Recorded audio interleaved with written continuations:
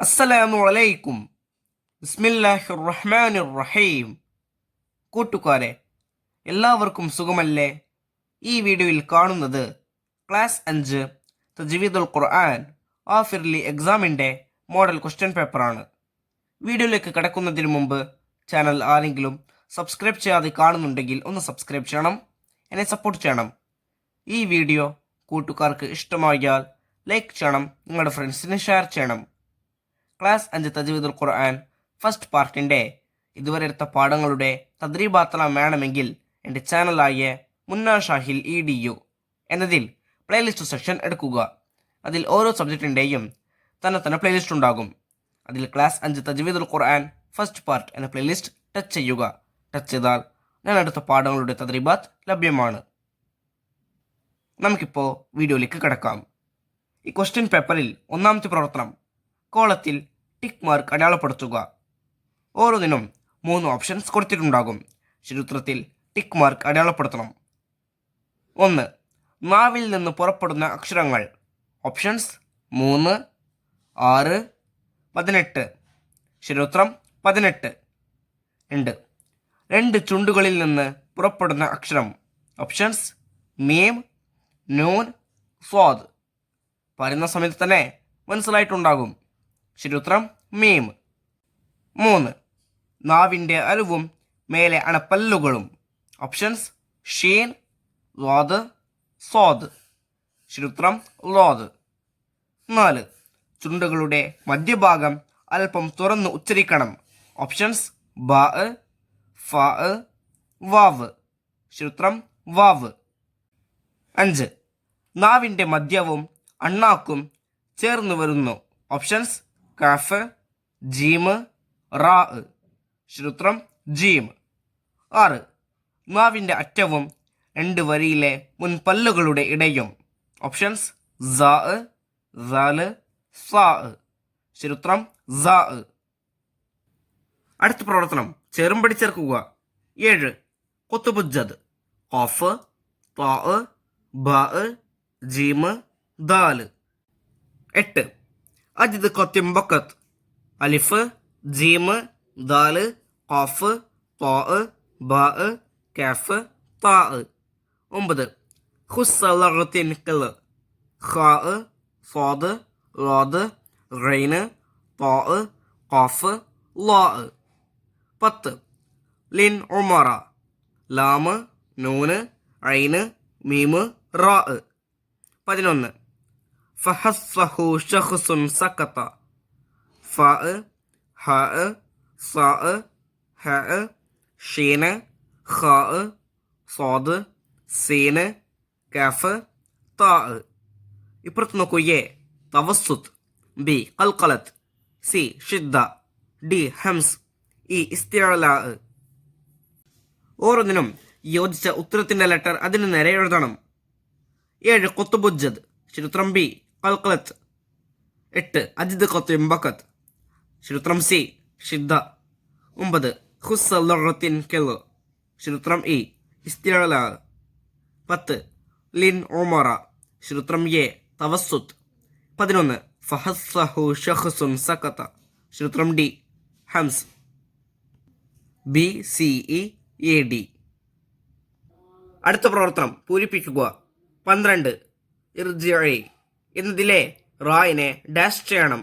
ആ വരിയിൽ പൂരിപ്പിക്കേണ്ടത് തഫ്ഖീം. ഇർജിഇ എന്നതിലെ റായിനെ തഫ്ഖീം ചെയ്യണം. 13.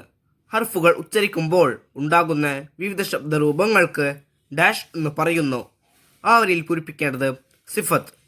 ഹർഫുകൾ ഉച്ചരിക്കുമ്പോൾ ഉണ്ടാകുന്ന വിവിധ ശബ്ദരൂപങ്ങൾക്ക് സിഫത്ത് എന്ന് പറയുന്നു.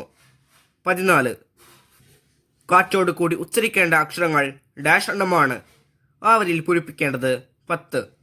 കാറ്റോട് കൂടി ഉച്ചരിക്കേണ്ട അക്ഷരങ്ങൾ 10 എണ്ണമാണ്. 15.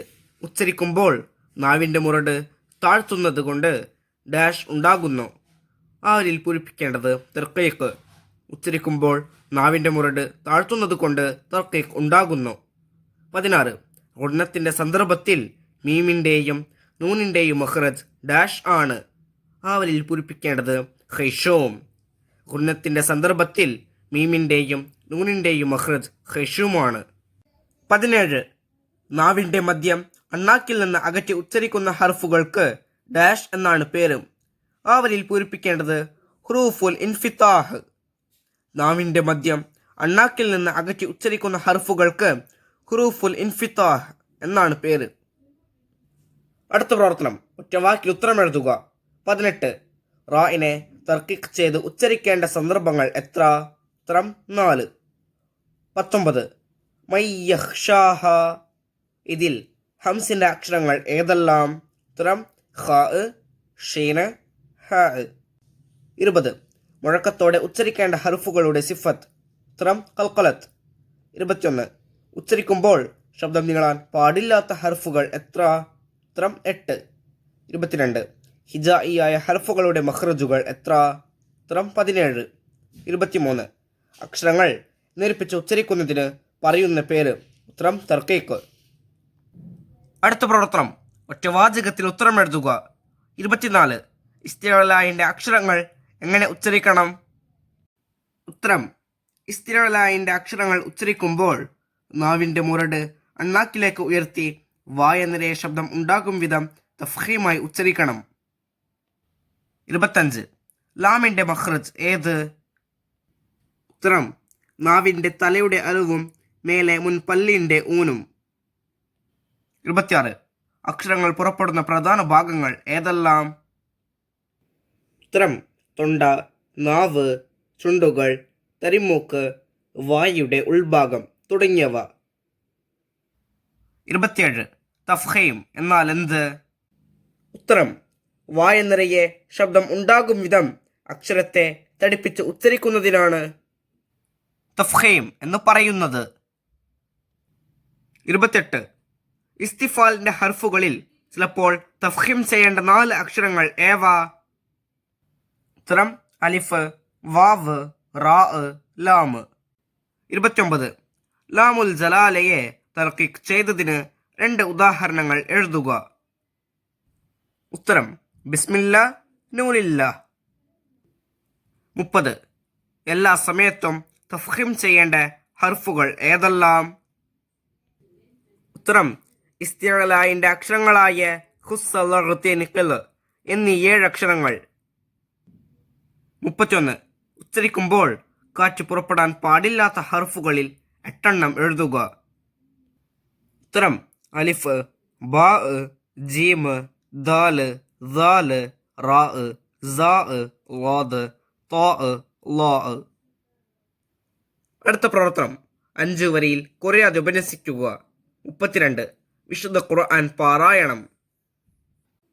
അപ്പം നോക്കൂ, വിശുദ്ധ ഖുർആൻ ഇലാഹി വചനങ്ങളായതുകൊണ്ട് തന്നെ എല്ലാ അർത്ഥത്തിലും മറ്റെന്തിൽ നിന്നും വ്യത്യസ്തമാണ്.